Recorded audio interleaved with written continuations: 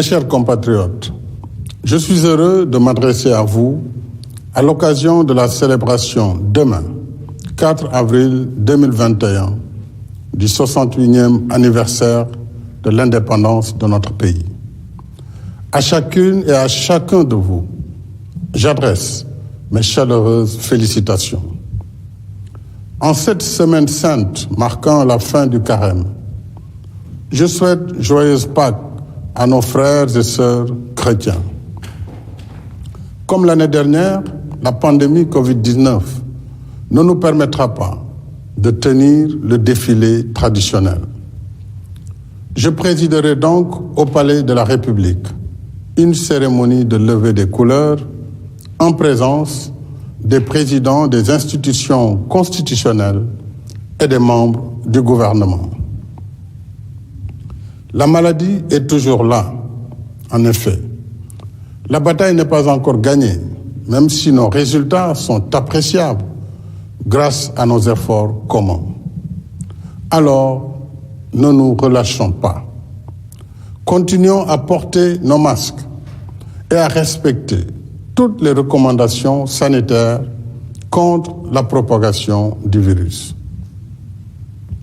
Je réitère une fois de plus notre reconnaissance à notre corps médical et paramédical, ainsi qu'au personnel de soutien pour leur dévouement dans la lutte contre la pandémie et le bon déroulement de la campagne de vaccination, comme en témoigne l'adhésion massive de la population. Le gouvernement reste activement engagé dans l'acquisition de vaccins pour maintenir le rythme de la campagne. Mes chers compatriotes, au nom de la nation, je redis à nos anciens combattants nos sentiments de respect et d'affection. Modèle de courage et de dignité, leur sacrifice immense à des heures sombres de l'humanité nous rappelle la chance que nous avons de vivre libres, dans la paix, et le devoir qui nous incombe de préserver la coexistence pacifique qui cimente notre nation. Cette fête est aussi celle de l'armée et de la jeunesse. À vous, officiers, sous-officiers et militaires du rang, j'exprime ma fierté et ma confiance pour votre engagement au service de la nation et de la paix dans le monde. Je salue la mémoire de nos soldats tombés au champ d'honneur et forme des vœux de prompt rétablissement pour les blessés. À tous, je redis la gratitude de la nation et le soutien de l'État à leurs familles. Ainsi, les critères d'accès à la pension mixte seront assouplis pour en faire bénéficier le plus grand nombre. Le thème de la fête nationale de cette année porte sur forces de défense et de sécurité et protection des frontières. Il rappelle opportunément la première tâche régalienne de l'État, celle d'assurer la sécurité, la sûreté et la quiétude de tous ceux qui vivent à l'intérieur de ces frontières, nationaux comme étrangers. Si les frontières restent toujours pertinentes au sens terrestre, maritime et aérien, les menaces sont constamment changeantes. Elles sont devenues plus diffuses, plus complexes, plus difficiles à prévenir et à combattre. En somme, c'est le monde qui est devenu plus dangereux face aux périls de toutes sortes. Le terrorisme, la cybercriminalité, les crimes transfrontaliers, les défis environnementaux et sanitaires. C'est pourquoi nous devons en permanence ajuster nos outils de veille, de prévention et de prise en charge des menaces. En conséquence, comme je l'ai indiqué à la journée des forces armées en novembre dernier, en plus des efforts importants déjà consentis, nous poursuivons la modernisation des moyens de nos forces de défense et de sécurité dans toutes leurs composantes. Il en est de même de la réadaptation du dispositif d'implantation des formations par le déploiement de nouvelles unités terrestres dans le cadre du tableau des effectifs et des dotations Horizon 2025. Je tiens également à l'amélioration constante des conditions de vie et de travail des personnels, parce qu'une armée se forge d'abord dans l'épanouissement des hommes et des femmes qui la composent. Enfin, nos forces de défense et de sécurité continueront de veiller sur nos frontières en restant fidèles à nos traditions de bon voisinage. Pour nous, la frontière est un trait d'union et un espace de convivialité entre les peuples. Mes chers compatriotes, la fête nationale nous rassemble plus que toute autre. Par-delà nos diversités, elle incarne et exalte le vivre ensemble hérité de nos anciens et que nous devons transmettre à nos enfants et aux générations futures. Ce soir, devant vous, je réaffirme solennellement que le Sénégal est une nation unie et indivisible, et le restera. Un pays de pluralisme intégrateur, un pays de paix et de convivialité entre toutes ses composantes, un pays de teranga qui accueille et protège tous ses hôtes sans exclusive. Ensemble, préservons cet art de vivre bien sénégalais. Assurément, c'est ce Sénégal qui fait notre bonheur, notre honneur et notre fierté. C'est ce Sénégal qui est connu et apprécié à travers le monde. Dans ce Sénégal que nous aimons, il ne saurait y avoir de place pour le particularisme, quel qu'il soit. Les ressorts de la nation sénégalaise sont solides. Ils inspirent confiance et continuent de jouer leur rôle régulateur. Gardons à l'esprit ce qui pourrait les affaiblir. Évitons tout propos et tout comportement qui pourrait les fragiliser. Je vous invite à un examen de conscience et vous appelle à renforcer le contrat social qui nous lie les uns aux autres et nourrit notre commun vouloir de vie commune. J'appelle à une revitalisation urgente des valeurs de citoyenneté, de civisme et de coexistence pacifique. J'appelle au respect des institutions et des principes qui gouvernent notre démocratie, l'état de droit et la République. Ces valeurs nous engagent et nous protègent solidairement. Elles constituent notre soupape de sécurité individuelle et collective, le socle sur lequel repose la nation sénégalaise. Nul n'a le pouvoir ni le droit de les mettre en péril. Dans cet esprit, je resterai ouvert au dialogue et à la concertation pour faire avancer nos causes communes. En même temps, je poursuivrai sans relâche la mise en œuvre de ma vision d'un Sénégal pour tous par le développement inclusif et solidaire, l'équité territoriale et la justice sociale. En un mot, la protection sociale pour tous. C'est cela aussi la construction de l'unité nationale à travers les initiatives et programmes de développement communautaire, de modernisation des villes et des territoires frontaliers, de bourses de sécurité familiale, de couverture maladie universelle et de soutien à l'entrepreneuriat rapide des femmes et des jeunes. Ces initiatives et programmes continueront de faire corps et âme avec le Sénégal dans son ensemble. Plus que jamais, je reste à l'écoute des pulsions profondes du pays, à l'écoute du Sénégal, des villes, des banlieues et des campagnes.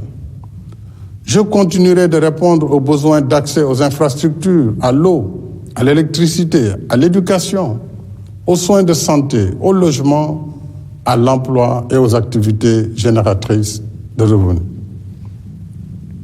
Nous l'avons fait à Sare Liou, Angayen Sabah, Darou Ndiaye, Tchoubalel Nabadji, Toumania, Nouma, Barokunda, Madina Wandifa, Djinani, Djembereng et tant d'autres localités bénéficiaires des politiques d'équité territoriale et de justice sociale.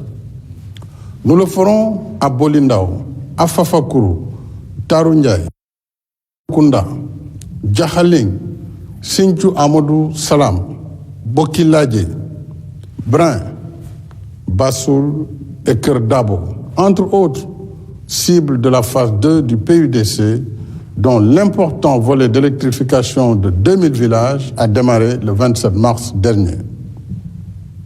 Nous irons plus loin encore dans le développement de l'économie rurale, avec la phase 2 du PUDC qui mobilisera 63 entreprises et générera 11 200 emplois directs et plus de 30 000 emplois indirects.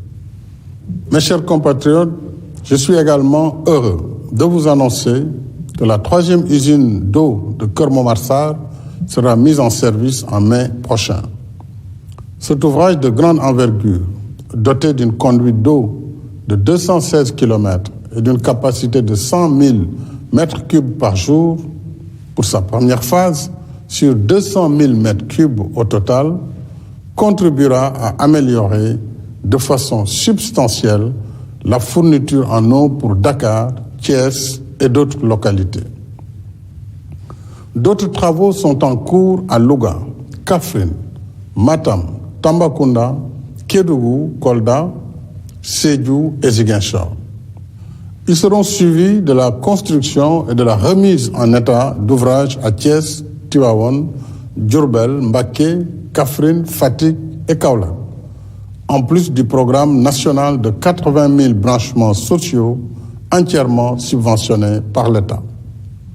Mes chers compatriotes, la fête de l'indépendance, c'est aussi et surtout celle de la jeunesse, dont l'ambition, la force et la vitalité portent nos espoirs de lendemain meilleur. Cette fête, Jeunes du Sénégal, vous est spécialement dédiée. Je veux qu'elle soit le point de départ de nouvelles réponses à vos besoins en éducation, formation, emploi, financement de projets et soutien à l'entrepreneuriat. Ces dernières années, en investissant massivement dans la réalisation d'infrastructures lourdes, l'État a aussi consacré beaucoup d'efforts et de ressources à la création d'emplois et au soutien à la formation, à l'entrepreneuriat et aux activités génératrices de revenus pour les jeunes. Mais la lutte contre le chômage des jeunes nécessite aujourd'hui un nouvel élan, en raison de la crise économique sans précédent qui affecte tous les pays développés et en développement.